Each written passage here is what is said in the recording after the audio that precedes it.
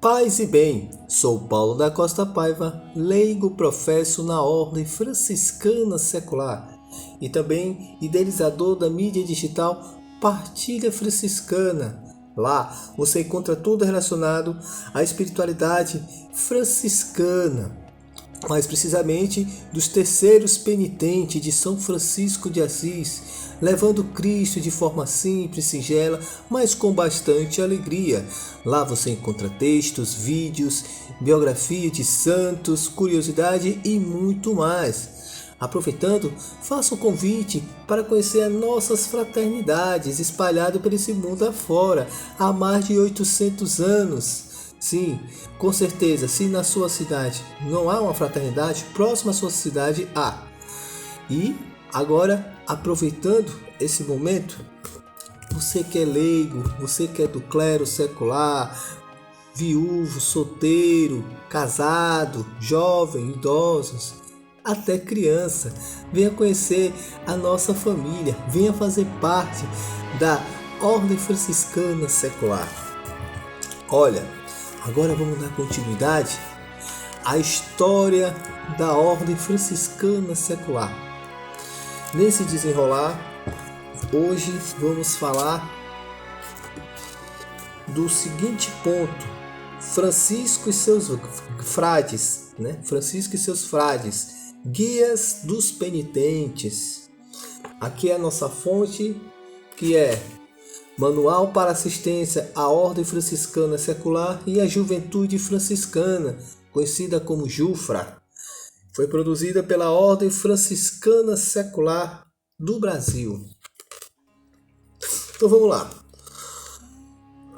Entre o final do século XII e o começo do século XIII, houve um despertar do laicato, que se manifestava numa busca de vida evangélica e pelo ingresso na ordem da penitência. Como já foi dito, o próprio Concílio de Latrão é o primeiro concílio que se interessa de maneira especial pelos leigos. O cânon primeiro diz: se depois de haver recebido o batismo alguém tenha caído em pecado, pode sempre ser salvo pela penitência. Não somente as virgens e os que se abstêm do sexo, mas também os casados, que servem a Deus com fé reta e boas obras, podem alcançar a bem-aventurança eterna. É a secularidade vivida como aspiração, através de um radicalismo evangélico na Igreja, e com a Igreja que distingue os leigos e leigas, seguidores dos filhos de Pietro Bernardone. Quem seriam os filhos de Pietro Bernardone? Se não Francisco, Ou Francesco. Então pronto, aqui no Concílio de Latrão dá essa ênfase, essa atenção especial aos leigos. Os leigos que têm a sua importância na igreja. Por mais que às vezes eles não percebam, mas eles têm uma importância singular dentro da igreja. E ele pode viver a mística, se aprofundar na mística, fazer uma profissão pública diante da igreja, da sua fé. Então a maneira direcionada seria como penitente. Muitas vezes a pessoa procurava penitência por motivos de alguma falta grave, mas existiu, como a gente já viu no decorrer dos textos, penitente voluntário. Aqueles que tinham aquela sede, aquela vontade de estar mais próximo de Deus, viver uma vida mística, mesmo dentro da sua secularidade, mesmo sendo casado, Aquele mostra situações diversificadas. Fala das virgens, fala daqueles que vivem castamente, daqueles que gostam de viver recolhido, e aqueles que vivem uma vida de família, que tem seu trabalho, tem sua profissão, tem suas responsabilidades. E que nada disso impede de você viver aprofundadamente na mística cristã. Naquele momento, os grupos de penitentes viviam uma crise entre os critérios evangélicos e eclesiásticos de uma parte, e de outro lado, as propostas dos valdenses e cátaros, que viviam a pobreza evangélica, mas em discordância com os bispos e sacerdotes, pregando a rebelião e mostrando desleixo para os consacramentos. Faltava neles uma harmonia entre a evangélica, uma harmonia entre a vida evangélica, hierárquica, eclesiástica e a vida sacramental. Então existiam esses riscos heréticos. Alguns grupos estavam surgindo no laicato, alguns grupos que estavam deturpando as orientações, as diretrizes, a doutrina, o magistério da igreja e agindo de forma independente. E às vezes, dependendo da situação, até indo explicitamente contra a igreja, né? Então, esses grupos se tornaram uma preocupação para a igreja. O leigo tinha até a boa intenção, mas não estava sendo bem orientado, segundo a própria igreja. Então, isso tornou uma preocupação seríssima. Então, diante dessa situação, também por causa de um clero secular não bem formado, a pessoa leiga que se dizia cristã, às vezes eles viviam de uma forma que não era coerente a uma vida cristã, né? Estava em contradição. E Francisco e seus irmãos, vamos continuar, manifestando uma vida e uma pregação segundo o Evangelho, convidavam ao respeito pelos sacerdotes e teólogos, porque somente eles têm o poder de dar a Eucaristia, sem a qual não tereis a vida em vós. Sem mencionar ou dizer qualquer coisa que fosse contra os valdenses e os cátaros. Francisco e seus viviam o Evangelho, como eles, mas com a diferença de respeitar os sacerdotes, os teólogos e sempre procurando frequentar os sacramentos, confissões e Eucaristia. Por esse motivo, como escreve Esser Burcardo, propósito de Urspeg, explica a rápida difusão da ordem minorita com relação aos hereges do tempo. Os frades eram assim, o corretivo católico desses desvios. Ao mesmo tempo, Francisco afirma que os leigos e leigas têm um lugar na igreja e podem chegar à santidade através de uma laicidade e viver como tal o Evangelho. Somente bem mais tarde, com Francisco de Sales e o Vaticano II, se ouvirá uma palavra semelhante no tocante aos leigos e leigas.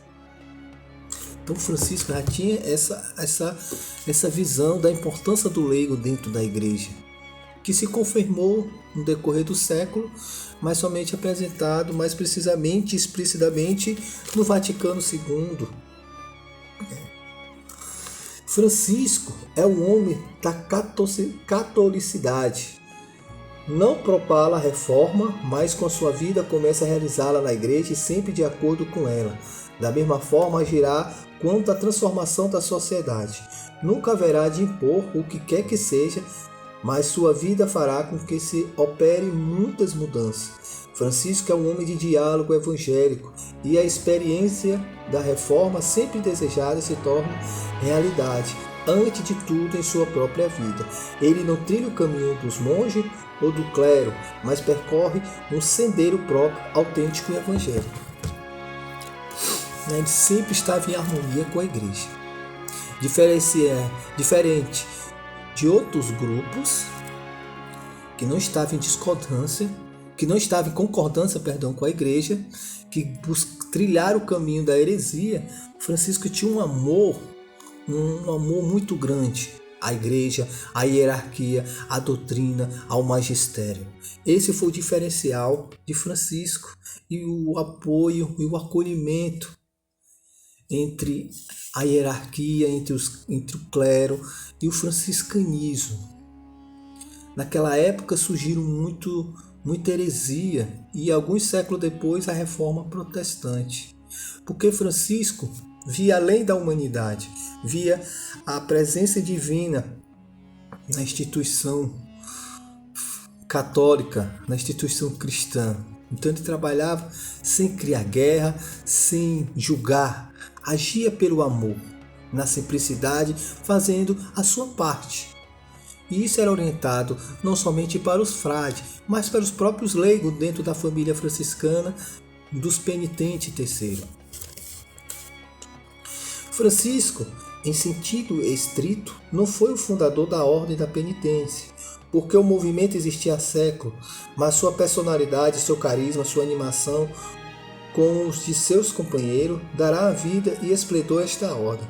Os penitentes pediram a Francisco e a seus companheiros para serem seus orientadores e dar-lhe uma regra de vida, de tal forma que Francisco, por ser considerado, ou melhor, é considerado como fundador dessa ordem, como denomina Nicolau IV, em 1289, 18 de agosto de 1289. O presente modo de viver a penitência foi instituído pelo bem-aventurado Francisco. Antes mesmo, em 1238, Gregório IX escrevia a Inês da Boêmia, dizendo que Francisco tinha fundado 3 ordens. A Ordem dos Frades Menores, a das Irmãs Reclusas, que é as Irmãs da Pobreza, as Clarices, e a dos Penitentes. Uma outra crônica menor fala de Francisco como fundador das 3 ordens. Frades menores, das irmãs pobres e dos penitentes. Francisco soube discernir as luzes e sombras de seu século e também no movimento penitencial, no qual entrou e continua a ajudá-lo com o propósito de uma nova vida evangélica, mais que jurídica. A primeira redação da carta a todos os fiéis. O Espírito atua nesse movimento e na Igreja através de Francisco. Depois haverá um apoio mais jurídico para resolver muitos problemas com a autoridade civil das comunas que surgiam, bem como a hierarquia eclesiástica. Neste último caso, haverá uma colaboração de Cardeal Ugolino, em 1221, ser publicada Memoriale Proposito ou Regula Antiqua Fratum et Soratum de Poenitentia. Não é moleza não. Latim não é meu forte. Vamos lá, continuar. Chegará até nós os documentos de 1228, quando Ugolino, já Papa Gregório IX. O Memoriale Propósito conserva o espírito penitencial evangélico, proposto por Francisco, mas de alguma forma preso e emaranhado nas normas jurídicas. Então aqui a gente percebe, vai se confirmando aquilo que a gente fala desde o início dos vídeos, né? Estamos dando continuidade, que Francisco acolheu os penitentes, que queria estar em harmonia, em sintonia com a igreja, queriam viver aprofundadamente a sua mística, mas orientado por aqueles que viviam tal qual o evangelho apresentava. E essas pessoas seriam os frades. Então Francisco acolheu e os frades acompanhou e acompanha até os dias de hoje, dando orientação, apresentando e vivenciando essa mística de nosso pai seráfico São Francisco de Assis. Amém? Paz e bem.